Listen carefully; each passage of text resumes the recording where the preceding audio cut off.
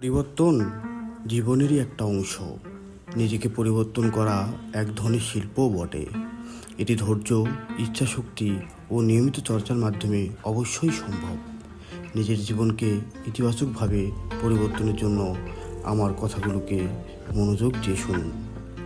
নিজের অবস্থান মূল্যায়ন করুন। আপনার বর্তমান অবস্থা এবং অভ্যাসগুলো কীভাবে আপনাকে প্রভাবিত করছে তা নিবিড়ভাবে পর্যবেক্ষণ করুন। কোন বিষয়গুলোকে পরিবর্তন আনতে চান তা স্পষ্টভাবে একটি নোটবুকে লিখে নিন।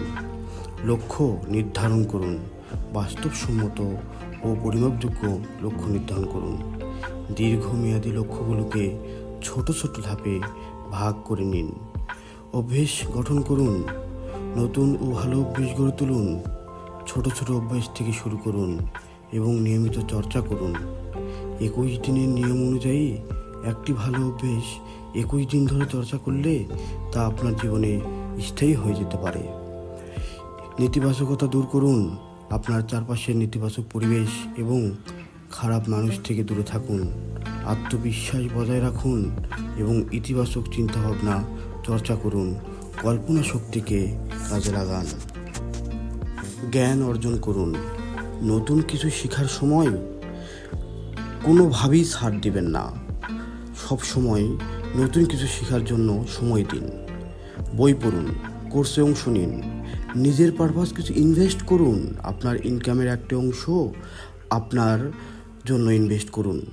ঘুরতে যান, বই পড়ুন, ভালো ভালো ব্যক্তিদের পরামর্শ নিন। শিক্ষা এবং নিজের উন্নয়নের প্রতি মনোযোগ দিন। সময় ব্যবস্থাপনা শিখুন। সময় আর নদীর জল যেমন কারোর জন্য অপেক্ষা করে না, ঠিক তেমনি সময়ের অনেক মূল্যবান। প্রতিদিনের কাজগুলো গুরুত্ব অনুযায়ী সাজান। অনর্থক সময় নষ্ট করবেন না। অনর্থক সময় নষ্ট করার অভ্যাস দূর করুন। পরিশ্রম ও ধৈর্যের চর্চা করুন। পরিবর্তন রাতারাতি সম্ভব নয়। পরিশ্রম করুন এবং সময় দিন। নিজেকে নিয়মিত উৎসাহিত করুন এবং ধৈর্য ধরুন। দেখবেন একদিন ভালো কিছু আপনার জন্য অবশ্যই চলে আসবে। স্বাস্থ্য অনেক বড় সম্পদ। আজ টাকা ইনকাম করছেন, টাকার জন্য স্বাস্থ্য নষ্ট করছেন, সময় ব্যয় করছেন। একদিন যেন এমন না হয় এই টাকাই আবার আপনার চিকিৎসার জন্য ব্যয় করছেন। স্বাস্থ্য ও জীবনধারা ঠিক রাখুন। নিয়মিত ব্যায়াম করুন, স্বাস্থ্যকর খাবার খান, পর্যাপ্ত পরিমাণে ঘুমান। নিজেকে ক্ষমা করুন। নিজের ভুলগুলো থেকে শিখুন, কিন্তু নিজেকে দোষারোপ না করে সামনের দিকে এগিয়ে যান।